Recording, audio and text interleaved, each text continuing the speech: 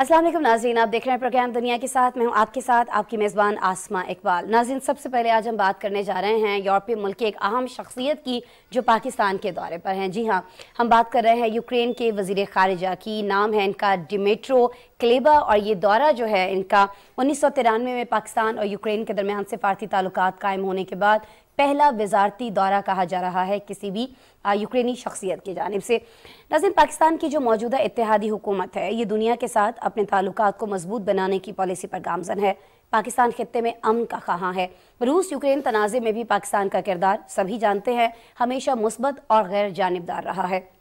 बात करें अगर यहाँ हम वज़ीर ख़ारिजा बिलावल भुट्टो ज़रदारी की, तो उन्होंने अपने यूक्रेनी हम मनसब से मुलाकात में यही मौक़िफ़ दोहराया कि बातचीत और मुज़ाकरात के ज़रिए तनाज़ात और मसाइल के पुरअमन हल को निकाला जा सकता है, ढूंढा जा सकता है। बिलावल भुट्टो ज़रदारी का कहना था कि पाकिस्तान अमन इक़दामात की हिमायत के लिए तैयार है। यूक्रेनी वज़ीर ख़ारिजा ने दोनों मुल्कों के दोस्ताना ताल्लुकात का तस्करा किया और पाकिस्तान के साथ तिजारत और ताउन को मज़ीद वसअत देने की ख्वाहिश का इज़हार किया और इस बात पर उन्होंने ज़ोर दिया कि आलमी मार्केट में यूक्रेनी अशिया की रसाई को आसान बनाया जाए। यूक्रेन के वज़ीर ख़ारिजा के दौरे पाकिस्तान पर आज हमारे पास एक डिटेल्ड रिपोर्ट है, आपको दिखाते हैं। फिर हमारी ख़ुसूसी दरख्वास्त पर हुमायूं खान साहब हमारे साथ मौजूद हैं। जी, माहिर इंटरनेशनल अफेयर्स की वीडियो लिंक पर है, उनसे बात करेंगे। पहले पैकेज देख। मौजूदा इत्तेहादी हुकूमत न सिर्फ खित्ते बल्कि दुनिया के साथ अपने सिफारती ताल्लुकात को बेहतर बना रही है। उन्हीं की कोशिशों के नतीजे में यूक्रेन के वज़ीर ख़ारिजा अपने पहले 2 रोज़ा सरकारी दौरे पर पाकिस्तान में हैं। वज़ीर ख़ारिजा बिलावल भुट्टो ज़रदारी ने दफ्तर ख़ारिजा पहुंचने पर अपने यूक्रेनी हम मनसब का इस्तकबाल किया। वज़ीर ख़ारिजा बिलावल भुट्टो ज़रदारी और यूक्रेन के वज़ीर ख़ारिजा के दरमियान मुलाकात में इलाकाई और बैनुल अक़वामी उमूर समेत दो तरफ़ा ताल्लुकात के फ़रोग़ पर तफ़सीली तबादला ख्याल हुआ। पाकिस्तान और यूक्रेन ने तिजारत, सरमायाकारी, ज़राअत, सनद और सरकारी खिदमात की डिजिटलाइजेशन समेत मुख्तलिफ शोबों में ताउन बढ़ाने पर इत्तेफाक किया है। मुलाकात के बाद वज़ीर ख़ारिजा बिलावल भुट्टो ज़रदारी ने यूक्रेनी हम मनसब के हमरा मुश्तरका प्रेस कॉन्फ्रेंस की। बिलावल भुट्टो ज़रदारी ने यूक्रेन में इंसानी जानों को ज़िया पर अफसोस का इजहार करते हुए कहा कि पाकिस्तान मुज़ाकरात और सफारतकारी के जरिए अमन के क़याम पर यकीन रखता है। A mutually beneficial relationship that contributes to the prosperity and well-being of our nations. The Ukrainian war has also brought difficulties for developing countries in the global south, particularly in terms of fuel, food and fertilizer shortages. Pakistan is no exception. We hope for a peaceful resolution through dialogue and diplomacy. वज़ीर ख़ारिजा बिलावल भुट्टो ज़रदारी का कहना था, हम खित्ते में अमन चाहते हैं और पाकिस्तान यूक्रेन के साथ दो तरफ़ा ताल्लुकात बढ़ाने का ख्वाह है। यूक्रेन के साथ मुख्तलिफ शोबों में ताउन बढ़ाना चाहते हैं। यूक्रेनी वज़ीर ख़ारिजा का कहना था कि पाकिस्तान और यूक्रेन के दरमियान अच्छे ताल्लुकात हैं।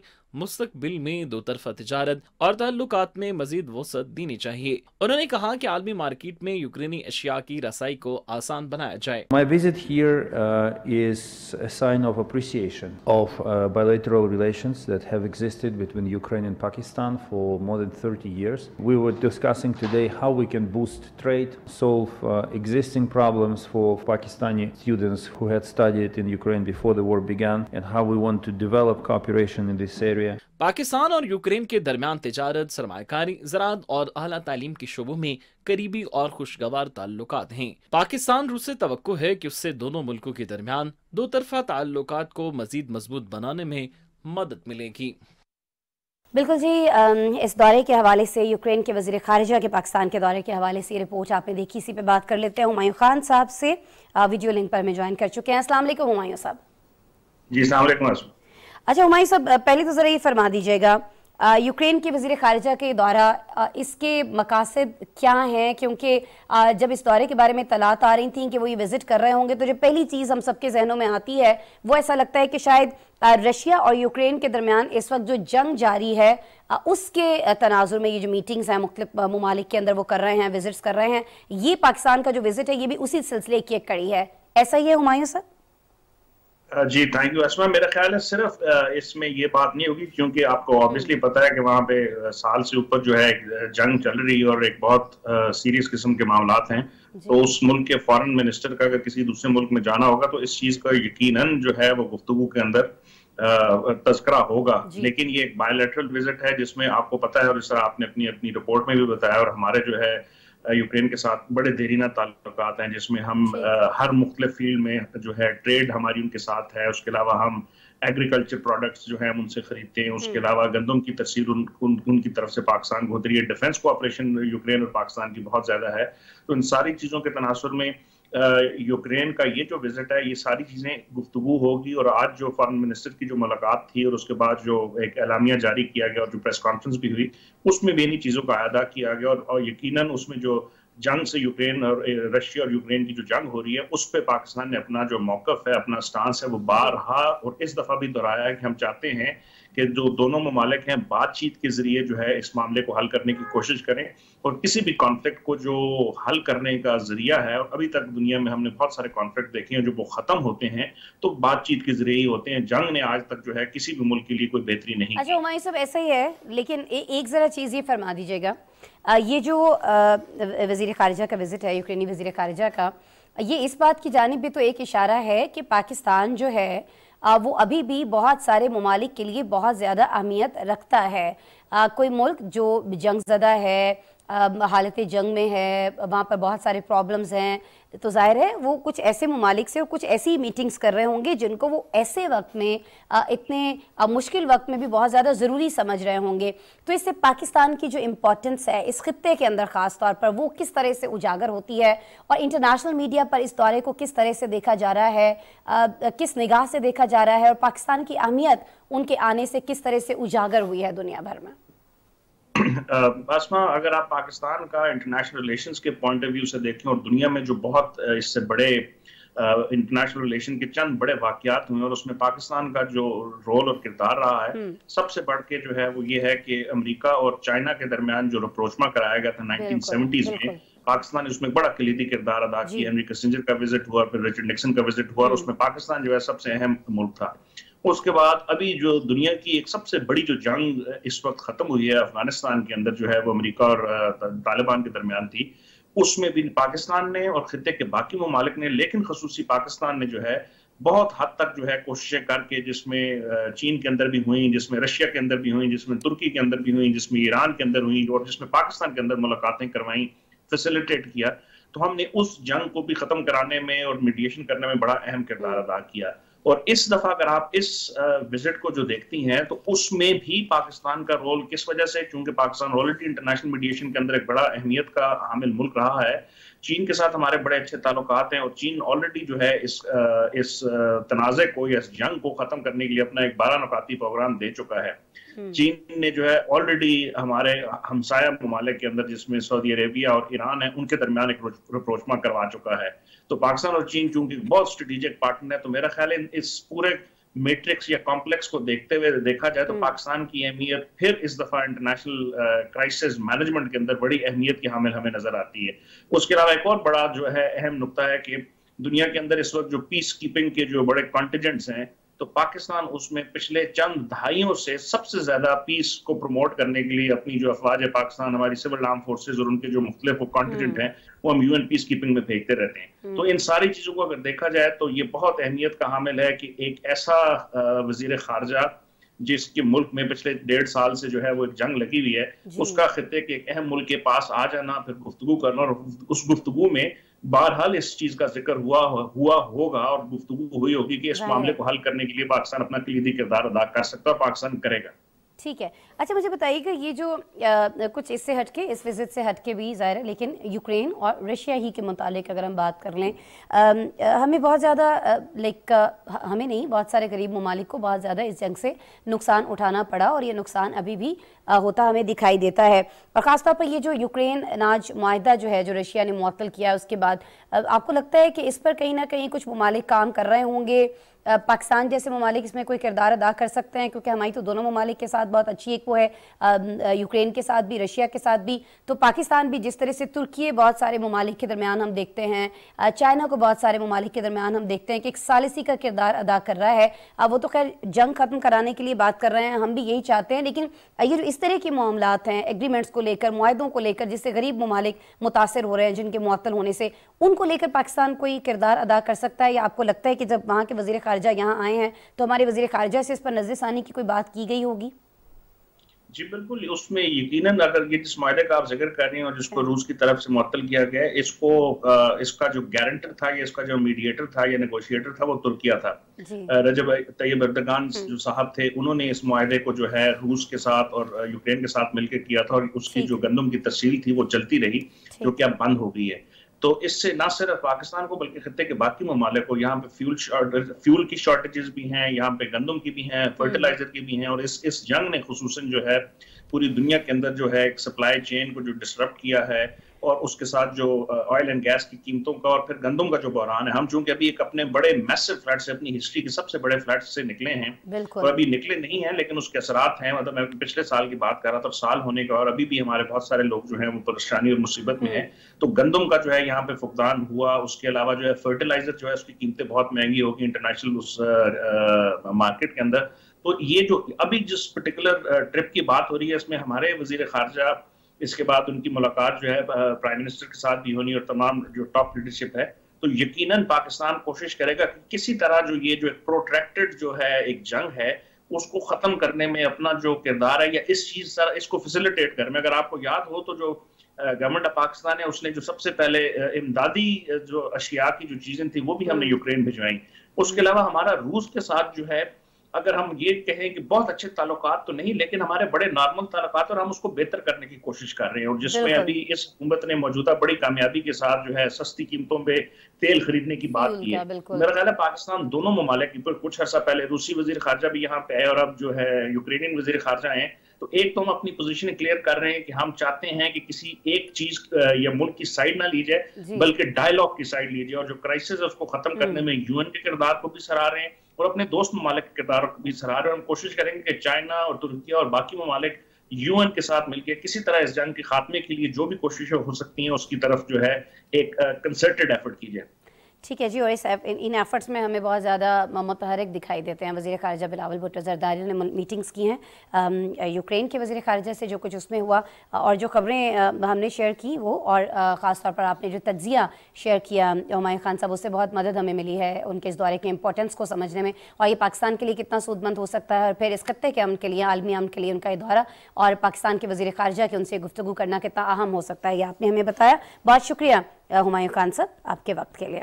नाज़रीन, दौरों की बात हो रही है तो चीन के दौरे की सेंचुरी मुकम्मल करने वाले साबिक अमेरिकी वज़ीर ख़ारजा हेनरी किसिंजर की बात करते हैं, जो एक मरतबा फिर बीजिंग पहुंचे हैं, जहां उनकी चीन के सदर शी जिनपिंग से अहम मुलाकात हुई है। गैर मुल्की खबरसां इदारा रिपोर्ट कर रहा है कि साबिक अमेरिकी ओहदेदार के इस दौरे का जो मकसद है वो अमेरिका चीन ताल्लुकात की बहाली और दोनों सुपर पावर्स के मिलकर चलने पर इत्तेफाक राय पैदा करना था।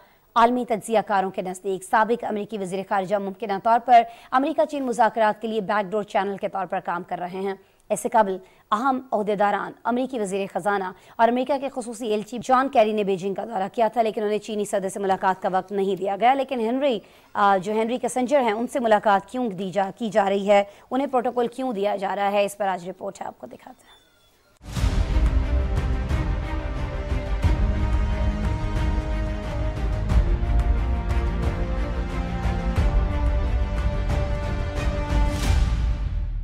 अमेरिका की साबिक आला सिफारतकार हेनरी किसिंजर ने चीन के सदर शी जिनपिंग से बीजिंग में अहम मुलाकात की है। उनके इस दौरे का मकसद बीजिंग और वाशिंगटन के दरमियान बढ़ती कशीदगी को कम करना था। बरतानवी नशियाती इदारे के मुताबिक साबिक secretary of state Henry Kissinger की उम्र 100 साल है और उन्होंने 1970 की दहाई में चीन को सिफारती तन्हाई से निकालने में अहम किरदार अदा किया था। इस हवाले से अमेरिका ने जोर दिया है कि साबिक सफारतकार एक शहरी की हैसियत से निजी दौरा कर रहे हैं, लेकिन माहिरीन का कहना है कि वो मुमकिन तौर पर अमेरिका चीन मुज़ाकरात के लिए बैक चैनल के तौर पर काम कर रहे हैं। बीबीसी के मुताबिक किसिंजर का बीजिंग के स्टेट गेस्ट हाउस में खैर मकदम किया और इस जगह आमतौर पर गैर मुल्की सफारतकारों के साथ सरकारी मुलाकातें होती हैं। इस मुलाकात के हवाले से मजीद तफसीलात जारी नहीं की गई, ताहम ये जरूर बताया गया कि किसिंजर को एक लेजेंडरी सफारतकार के तौर पर सराहा गया और चीन के साथ अमरीकी ताल्लुकात के हवाले से इन साबिक कोशिशों का जिक्र किया गया। साबिक अमरीकी आला सफारतकार ने इस हफ्ते दौरे के दौरान आला सफारतकार वांग जी और वजीर दिफा ली शांगफू से भी मुलाकात की, जो कि अमरीकी पाबंदियों की जद में हैं। दोनों रहनुमाओं ने एहतराम, ताउन और पुरअमन बकाए बाहमी की जरूरत पर जोर दिया। साबिक अमरीकी सफारतकार हेनरी किसिंजर के हवाले से कहा जा रहा है कि वो चीन के दोस्त हैं और ये कि ना तो अमेरिका और ना ही चीन एक दूसरे के साथ मुखालिफ के तौर पर बर्ताव करने के मुतहम्मिल हो सकते हैं।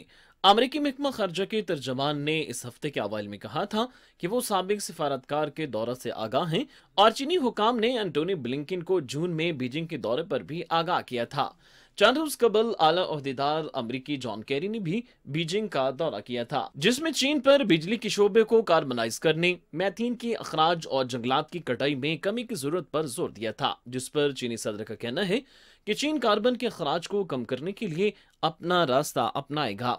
उनका मुल्क 2030 के विजन के मुताबिक अपनी जिम्मेदारियां पूरी करने के काबिल हो जाएगा, लेकिन इस मकसद को हासिल करने के लिए रास्ता, तरीका और रफ्तार का तयन हमें खुद करना चाहिए और दूसरों से कभी मुतासिर नहीं होना चाहिए। चीन और अमेरिका दुनिया की दो बड़ी मुआशी ताकतें हैं, जिस पर दोनों ममालिक के माबैन कुछ मामलात पर इख्तिलाफात हैं। मीडिया रिपोर्ट्स के मुताबिक अमेरिका पर चीनी मुआशी तरक्की के आगे बंद बांधने समेत दीगर उमूर पर शदीद इख्तिलाफात हैं, जिनको खत्म या कम करने के लिए चंद हफ्तों में 3 आला अमरीकी ओहदेदारान और एक साबिक अमरीकी सिफारतकार चीन के दौरे कर चुके हैं। कुछ बात करेंगे खलीज ताउन काउंसिल और 5 वस्त एशियाई ममालिक की, जिनके दरमियान अपनी नौयत का पहला इजलास सऊदी अरब की मेज़बानी में मुनक्किद हुआ है। नाज़रीन, ये जो इजलास है इसका मकसद उज़्बेकिस्तान, तुर्कमानिस्तान, ताजिकिस्तान, किर्गिज़स्तान और कज़ाकिस्तान के खलीजी रियासतों के साथ दोतरफा ताल्लुकात को फ़रोग़ देना था। सऊदी वली अहद मोहम्मद बिन सलमान ने इस सरबराही इजलास को दरीना ताल्लुकात का मजहर करार दिया और कहा कि सऊदी अरब तमाम शोबों में मुश्तरका ताउन के बेहतरीन मौक़ों से फ़ायदा उठाना चाहता है। सऊदी अरब की ख्वाहिश यह है कि GCC और वस्ती एशियाई ममालिक के साथ सरमायाकारी को फ़रोग़ दिया जाए। नाज़रीन, इस इजलास में शरीक तमाम ममालिक के सरबराहान ने आपस में तिजारत को फ़रोग़ देने पर इत्तफ़ाक़ किया। माशी माहिरीन अब ये कहते दिखाई देते हैं कि इस इजलास का जो मकसद है वो वर्ल्ड एक्सपो 2030 की मेज़बानी के लिए राह हमवार करना है, जिसके लिए सऊदी अरब मजबूत उम्मीदवार है और उसने बैनुल अक़वामी सनती नुमाइश को 60 लाख मुरब्बा मीटर वसी अराज़ी पर मुनाकिद करने की तजवीज़ दे रखी है। सऊदी अरब के अलावा यूक्रेन, जनूबी कोरिया और इटली भी वर्ल्ड एक्सपो की मेज़बानी की ख्वाहिश रखते हैं। सऊदी अरब की खलीज ताउन काउंसिल और वस्त एशियाई रियासतों के इजलास में रवाबित को बढ़ाने और सरमायाकारी के फ़रोग़ और खित्ते में अमन को बरकरार रखने के लिए किन मुश्तरका कोशिशों पर बात की गई है, इस पर पहले पैकेज देख लेते हैं, फिर फैज़ुर रहमान साहब सीनियर सहाफ़ी हमारे साथ अमेरिका से मौजूद होंगे, उनसे बात करेंगे।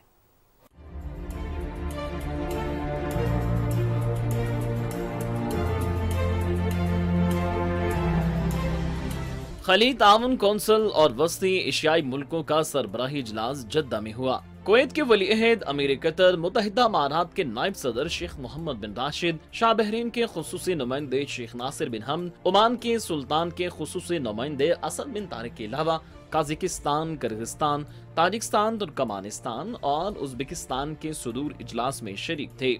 सऊदी वली अहद शहजादा मोहम्मद बिन सुल्तान ने सरबराही कॉन्फ्रेंस का इफ्तिताह करते हुए कहा कि सऊदी अरब तमाम शोबों में मुश्तरका ताउन के तमाम दस्तयाब मौके से फ़ायदा उठाने के लिए GCC और वस्ती एशियाई ममालिक के साथ काम करने का मुंतज़िर है। उन्होंने मौजूदा चैलेंज का जिक्र करते हुए खित्ते में सलामती और इस्तेहकाम के हुसूल के लिए मुश्तरका कोशिशों की ज़रूरत पर जोर दिया। सऊदी वली अहद का कहना था कि हर मुल्क की खुद मुख्तारी, आज़ादी और उसके इक़्तिदार का एहतराम जरूरी है। उनके अंदरूनी उमूर में मुदाखला से गुरेज करना होगा। वली अहद मोहम्मद बिन सलमान ने एक्सपो 2030 की रियाज में मेज़बानी से मुताल्लिक सऊदी दरख्वास्त की हिमायत पर दोस्त मुल्कों का शुक्रिया अदा करते हुए कहा कि वस्ती एशिया और खलीज ममालिक की कौमी पैदावार का हुजम $2.3 ट्रिलियन है। कुवैती वली अहद ने खिताब में कॉन्फ्रेंस के इनाकाद को वस्त एशियाई और खलीज ताउन कौंसिल मुल्कों के दरमियान राब्ते और बाहमी ताल्लुकात की मजबूती का पेश खेमा करार दिया। शेख मशअल अहमद अस्सबाह का कहना था कि हम चाहते हैं कि ये कॉन्फ्रेंस शरीक ममालिक के दरमियान शराकत के इस्तेहकाम का बायस बने। किर्गिस्तान के सदर सादिर जारूफ ने कहा कि जद्दा कॉन्फ्रेंस ममालिक के दरमियान ताउन और ताल्लुकात के इस्तेहकाम के सफर में अहम मोड़ साबित होगी। जोग्राफियाई फासलों के बावजूद GCC और वस्ती एशियाई ममालिक मजहबी और तारीखी रिश्तों से जुड़े हैं। काज़ाकिस्तान की सदर कासिम जुमारत ने कहा कि सरबराह कॉन्फ्रेंस में शरीक ममालिक को इक्तिसादी और सरमायाकारी ताउन का दायरा वसी करना होगा। काज़ाकिस्तान GCC ममालिक के लिए बरामदात में $350 मिलियन तक इजाफे का हदफ रखे हुए हैं। ताजिकिस्तान के सदर इमाम अली रहमान ने स्ट्रेटेजिक मुकालमे की हिमायत करते हुए वस्ती एशिया के ममालिक में सरमायाकारी फंड कायम करने की तजवीज़ दी। सुल्तान इमाम के नुमाइंदे असद बिन तारिक ने भी इस ख्वाहिश का इजहार किया कि सरबराह कॉन्फ्रेंस शरीक ममालिक के दरमियान ताल्लुकात के इस्तेहकाम के नए सफर का नुक्ताए आगाज बने।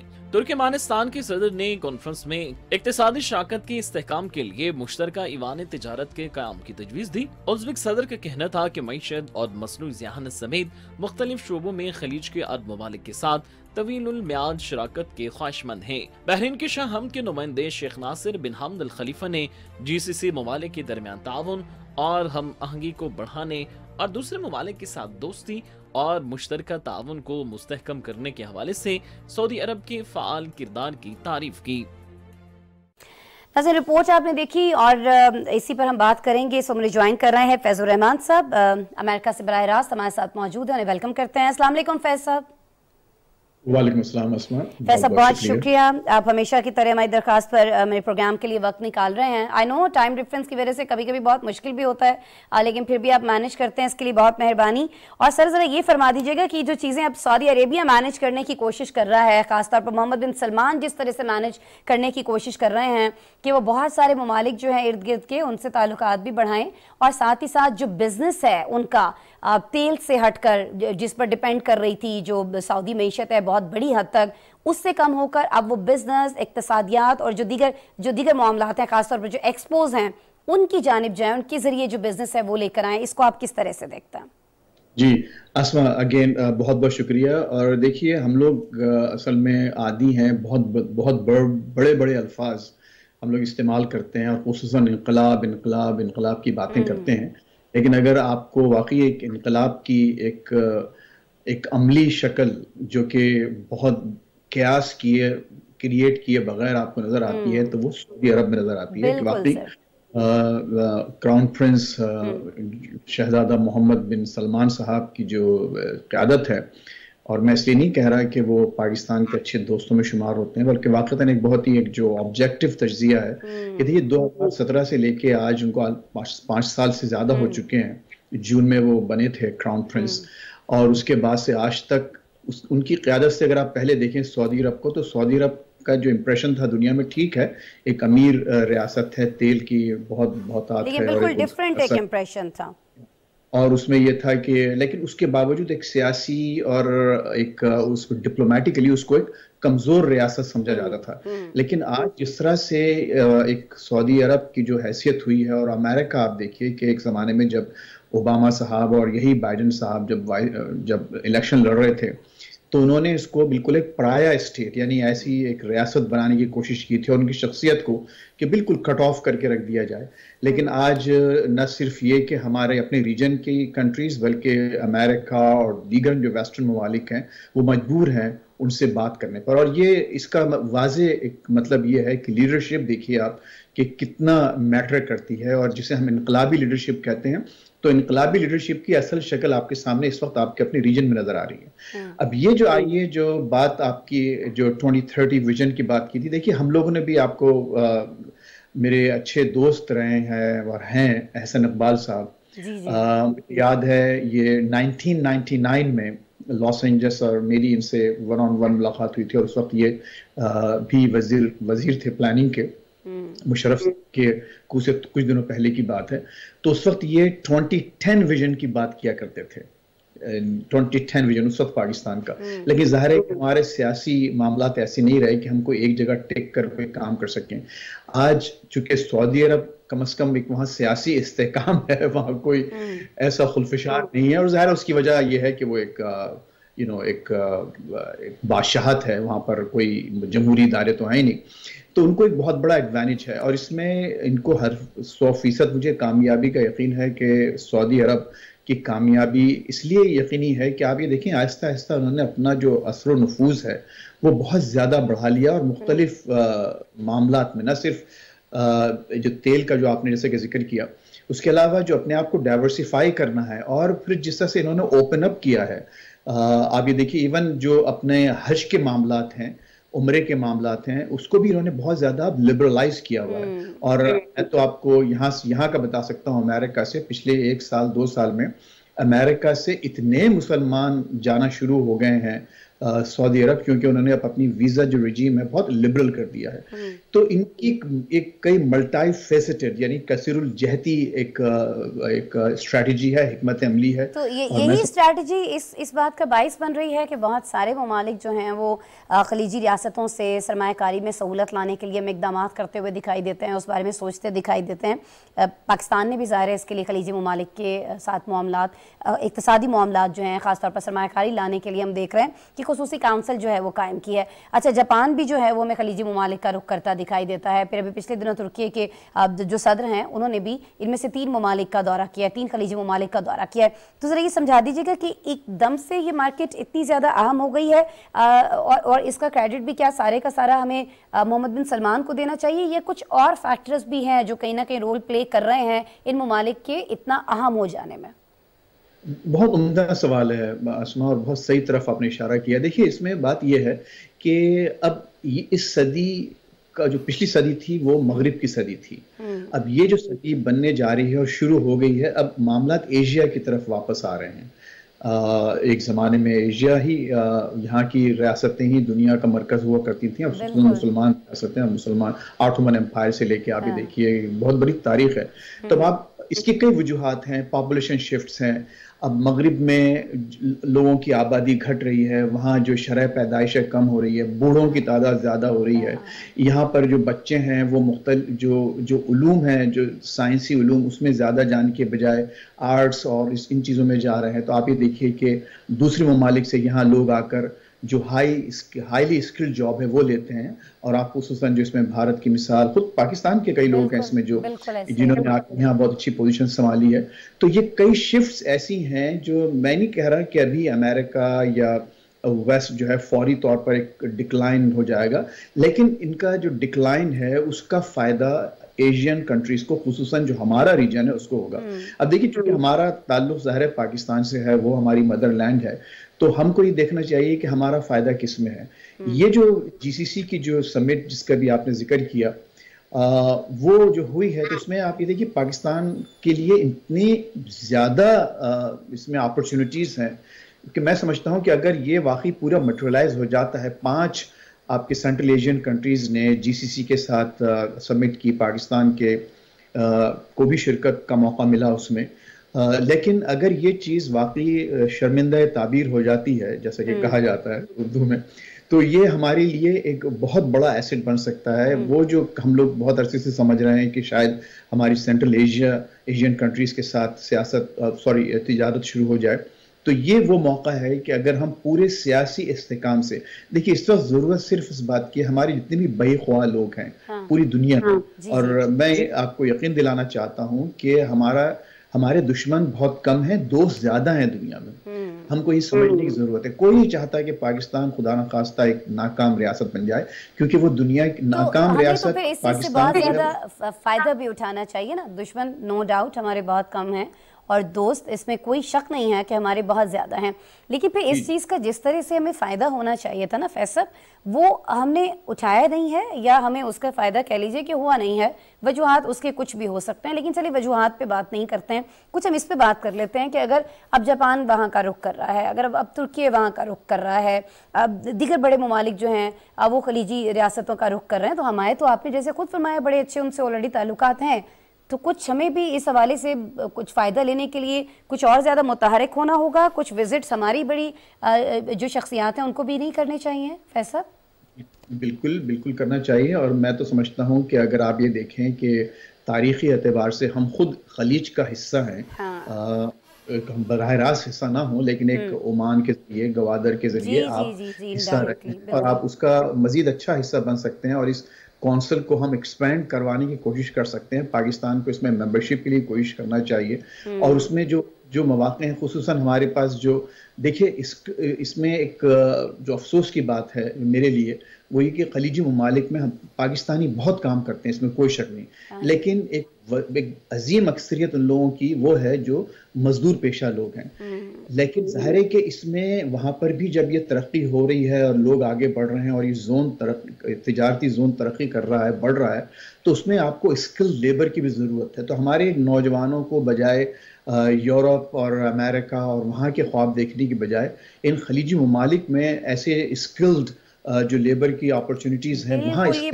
بڑی اچھی اور بڑی زبردست بات آپ نے کہی، کیونکہ دیکھیں فیصل ابھی پچھلے سوال پر جب آپ تبصرہ فرما رہے تھے تو آپ نے خود کہا کہ بڑے بڑے جو ممالک ہیں وہ خود ان ممالک کا رخ کر رہے ہیں اپنی چیزوں کو بہتر بنانے کے لیے، بہت سارے کچھ اپنے معاملات ان کے ساتھ مزید بہتر کرنے کے لیے۔ تو پاکستان کے تو آلریڈی بہتر ہے، تو پھر ان سے فائدہ اٹھا کے ہم اپنے نوجوانوں کے لیے مزدوری کے علاوہ بھی بہت ساری جو جابز ہیں، جاب اپرچونٹیز جو یہاں پر موجود ہیں وہ حاصل کر سکتے ہیں، اور اس سے ظاہر ہے کھپت بھی ہمارے لوگوں کی ہو جائے گی، اور اس طرح سے جو باہر سے جو زر مبادلہ آ رہا ہوتا ہے پاکستان کے لیے وہ بھی بڑھ جائے گا، اور بہت سارے پرابلمز جو ہیں ہمارے اور خاص طور کے ہمارے نوجوانوں کے وہ بہت زیادہ کم ہو رہے ہوں گے۔ تو یہ بڑا اچھا ایک آپ نے تجویز دی ہے کہ جو یہ خلیج تعاون کونسل ہے اس میں پاکستان بھی کسی نہ کسی طرح سے تھوڑی بہت ہی صحیح لیکن رسائی پاکستان کو حاصل کرنے کے لیے ایفرٹ کرنی چاہیے ہے۔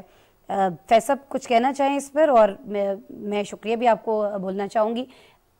جی اچھا اس کو کیا ہے آسما، میں صرف یہ کہنا چاہوں گا کہ اس میں دیکھیے ظاہر ہے کہ افغانستان کا ہم نے ذکر اس لیے نہیں کیا کہ ابھی وہاں ایک ایسی حکومت ہے جس کو پوری طرح سے ایک قبولیت حاصل نہیں ہے جی سی سی میں، لیکن آئندہ کچھ دنوں میں آپ یہ دیکھیں گے کہ پاکستان کے ساتھ ساتھ وہاں افغانستان کو بھی شامل کیا جائے گا، اور اس میں بھی جو ہے آپ کا پورا ریجن۔ لیکن ہم کو جیسے میں نے اس سے پہلے عرض کیا کہ اپنے نوجوانوں کے لیے ہمارے لیے وہاں کیا مواقع پیدا ہو سکتے ہیں۔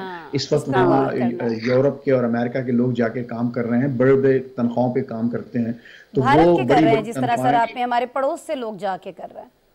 جی ہاں بالکل، تو یہ اب ہمارے لیے، لیکن اس کے لیے ظاہر شرط یہ ہے کہ ہم اپنی ناقابل اندیشی سے چھٹکارا حاصل کریں، ہمارا فوکس پورا پاکستان ہونا چاہیے۔ یہ سب سے ضروری چیز ہی سر یہ ہے، اور آپ نے فرما دی اپنی گفتگو میں۔ بہت شکریہ فیض الرحمان سر، آپ ہمارے ساتھ موجود تھے جی، سینئر صحافی امریکہ سے ہمیں جوائن کر رہے تھے، اور بڑی زبردست انہوں نے تجاویز بھی رکھی ہیں ہماری حکومت کے لیے، ہمارے نوجوانوں کے لیے، اور کہنا ان کا یہی ہے کہ اگر دور دراز کے ممالک جو ہیں جن کے کبھی شاید تعلقات اچھے نہیں بھی رہے ہیں ماضی قریب میں، وہ اگر خلیجی ممالک کا رخ کر سکتے ہیں، وہاں سے فائدہ اٹھا سکتے ہیں، تو ہمارے تو بڑے اچھے بڑے بہترین تعلقات ہیں، ہمیں ان کا زیادہ فائدہ ہونا چاہیے۔ لیکن اس کے لیے ظاہر ہے کہ ایک اسٹریٹجی بنانا ہوگی، ایک پراپر پلان جو ہے وہ ترتیب دینا ہوگا، اور حکومت یہ پلان ترتیب دے بھی رہی ہے۔ یہ جو کونسل کی جو میں بات کری تھی تشکیل دی گئی ہے، اس کا مقصد یہ ہے کہ یہ جو خلیجی ریاستیں ہیں یا سرمایہ کاری کس طرح لائی جا سکتی ہے، ان لوگوں کو سہولت کس طرح سے دی جا سکتی ہے، اس کو لے کر یہ خصوصی کونسل جو ہے یہ قائم کی گئی ہے۔ آگے بڑھ جاتے ہیں جی، پروگرام میں بات کر لیتے ہیں ابھی ہم کچھ برطانوی وزیر اعظم رشی سناک کی جو ان دنوں شدید تنقید کی زد میں ہیں۔ اس لیے ایسا ہو رہا ہے کیونکہ ایک طرف انہوں نے ویزا فیس میں 20% اضافہ کر دیا ہے، اور دوسری طرف برطانیہ میں سیاسی پناہ کی درخواست دینے والوں کو خصوصی پروازوں کے ذریعے افریقی ملک روانڈا بھیجوانے کے لیے قانون سازی وہ کرتے دکھائی دیتے ہیں۔ ناظرین، برطانیہ کے جو امیگریشن قوانین ہیں ان کے تحت اسٹوڈنٹ ویزے کو تبدیل کرنے پر پابندی لگا دی گئی ہے۔ اس فیصلے کا اطلاق ورک پرمٹ اور اسٹوڈنٹ ویزا سمیت تمام اقسام کے ویزوں پر ہوگا۔ انٹر گریجویٹ اور پوسٹ گریجویٹ اسٹوڈنٹس کے زیر کفالت افراد کو لانے پر پابندی لگا دی گئی ہے۔ پی ایچ ڈی اسٹوڈنٹس کو اس پابندی سے استثنا حاصل ہے، جبکہ انٹر گریجویٹ ڈگری مکمل ہونے کے بعد اپنا ویزا وہ سوئچ کر پائیں گے۔ اس سے قبل امیگرینٹس کے لیے ہیلتھ سرچارج میں بھی اضافے کا اعلان کیا گیا تھا، جبکہ ہیلتھ سرچارج کی رقم 624 پاؤنڈ سے بڑھا کر 1035 پاؤنڈ سالانہ کر دی گئی تھی۔ طلباء اور بچوں کی اگر بات کریں تو ان کے لیے رعایتی ہیلتھ سرچارج جو ہے وہ 776 پاؤنڈ سالانہ ہوں گے۔ ان فیصلوں سے حاصل ہونے والی جو آمدنی ہے وہ سرکاری ملازمین کی تنخواہوں میں اضافے کے لیے استعمال ہوگی، لیکن ملازمین نے 6% اضافے کو مسترد کیا اور ہڑتال کی دوبارہ سے کال دے دی ہے۔ ناظرین، اسٹوڈنٹس پر اخراجات کا بوجھ بڑھنے اور غیر قانونی تارکین وطن کے حوالے سے جو اقدامات کیے جا رہے ہیں اس پر ہم یہ دیکھ رہے ہیں کہ عالمی تنظیموں کو بہت سے تحفظات ہیں۔ یہ تحفظات کیا ہیں، رپورٹ میں آپ کو دکھاتے ہیں۔ अपने उस मंसूबे को अमली जामा पहनाने की कोशिश कर रहे हैं जिसके तहत बरतानिया में सियासी पनाह की दरखास्त देने वालों को खुसूसी परवाजों के जरिए अफ्रीकी मुल्क रवांडा पहुंचा दिया जाएगा और उनकी दरखास्तों पर गौर के दौरान उन्हें वहीं रखा जाएगा। इस मंसूबे का मकसद बरतानिया को दरपेश गैर कानूनी तारिकीन वतन की आमद के मसले से निपटना है। ताहम बरतानवी पार्लियामेंट के मुतादिद अरकान को इस मसले पर बहुत ज्यादा तहफ़्फ़ुज़ात हैं। होम ऑफिस के अंडर सेक्रेटरी ऑफ स्टेट और हाउस ऑफ लॉर्ड्स के रुकन साइमन मरे ने अपने रफ़ाक़ाकार पर बिल की मंजूरी पर जोर देते हुए कहा कि बरतानिया के पनाह के निज़ाम पर बहुत बोझ है और हम टैक्स दहिंदगान पनाह के मुतलाशियों के लिए यौमिया 6 मिलियन पाउंड्स अदा कर रहे हैं। साइमन का कहना था कि अगर लोगों को ये मालूम होगा कि उनके लिए बरतानिया में रहने का कोई तरीका नहीं है तो वो अपनी जिंदगियों को दांव पर नहीं लगाएंगे और यहाँ गैर कानूनी तौर पर पहुँचने के लिए मुजरिमों को हजारों पाउंड्स अदा नहीं करेंगे। मीडिया रिपोर्ट्स के मुताबिक कंजर्वेटिव हुकूमत का पनाहगुज़ीनों को रोकने से मुतालिक बिल एक तवील बहस के बाद मंजूर किया गया है। अब इस बिल में तरमीम तो की जा सकती है लेकिन इस कानून साजी का रास्ता नहीं रोका जा सकता। ये बिल बरतानिया की शाह चार्ल्स सोम की जानिब से मंजूरी के बाद कानून बन जाएगा।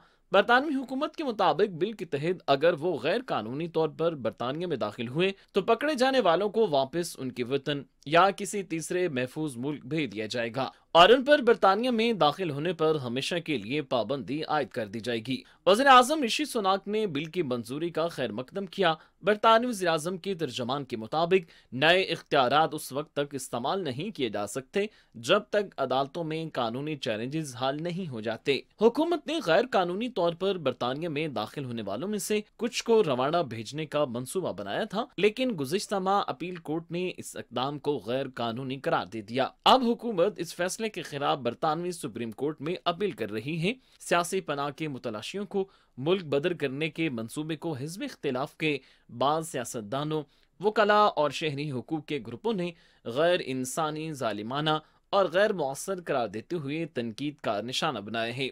अक़वाम मुत्तहिदा के ओहदेदारों ने खबरदार किया कि ये कानून ऐसे बच्चों को भी तहफ़्फ़ुज़ फराहम करने का रास्ता रोक देगा जो पनाह के मुस्तहिक़ हैं और इनके साथ वालिदैन मौजूद ही नहीं हैं। मुमकिन है इनमें कुछ बच्चे इंसानी स्मगलरों से जान बचा कर निकले हों। दूसरी जानिब बरतानिया में पोर्टलैंड की बंदरगाह पर एक बहरी जहाज लंगर अंदाज हुआ है जो 500 तारिकीन वतन को आर्जी रहाइश फराहम करने के काम आएगा। तवक्को है कि 2 हफ्तों में लोगों को रहाइश फराहम करने का सिलसिला शुरू हो जाएगा। एक ग्रुप का कहना था कि जहाज पर रखे जाने वाले पनाह की मुतलाशियों से उनके शहर का माहौल मुतासर हो सकता है, जबकि एक दूसरे ग्रुप स्टैंड अप टूरिज्म ने कहा कि वो पनाह गुज़ीनों का खैर मकदम करता है लेकिन उसका एतराज़ ये था कि ये जहाज एक जेल की तरह है। भारत का रुख करते हैं जिसके बारे में दुनिया जानती है कि यहाँ अक़लियतें गैर महफूज हैं।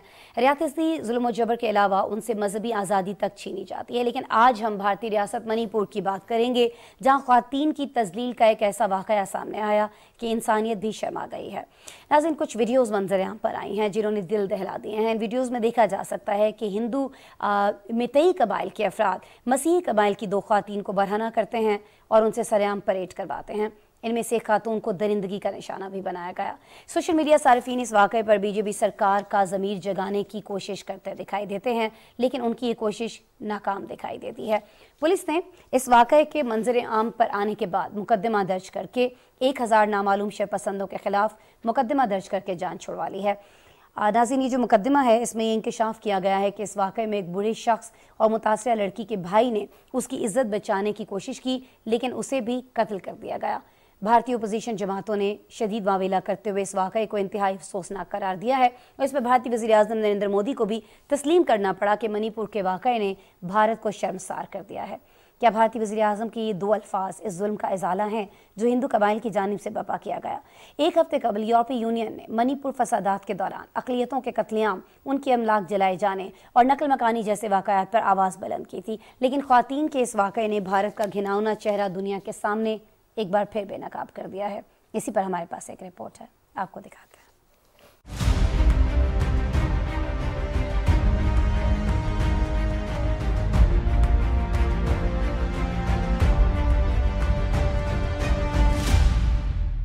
भारतीय रियासत मणिपुर में नस्ली फसादात के दौरान 2 ख़वातीन को बरहना करके सरेआम परेड करवाने की वायरल वीडियो ने इंसानियत को भी शर्मा दिया। ان لسانی فسادات کے حوالے سے بھارتی میڈیا نے خاموشی اختیار کر رکھی ہے، تاہم سوشل میڈیا پر اس حوالے سے دل دہلا دینے والی ویڈیوز سامنے آ رہی ہیں۔ ویڈیوز منظر عام پر آنے کے بعد 1000 نامعلوم شرپسندوں کے خلاف مقدمہ درج کر لیا گیا ہے۔ FIR کے مطابق 2 خواتین سمیت 5 افراد ایک ساتھ کہیں جا رہے تھے، جنہیں پہلے مقامی پولیس نے ہجوم سے بچایا، پھر مشتعل افراد انہیں پولیس ٹیم کی تحویل سے چھین کر لے گئے اور بوڑھے شخص کو مار ڈالا۔ عالمی میڈیا رپورٹ کے مطابق 21 سالہ لڑکی کا گینگ ریپ کیا گیا، جبکہ 2 خواتین علاقے کے کچھ لوگوں کی مدد سے فرار ہونے میں کامیاب ہوئیں۔ بہن کو بچانے کی کوشش میں لڑکی کے چھوٹے بھائی کو بھی درندوں نے قتل کر دیا۔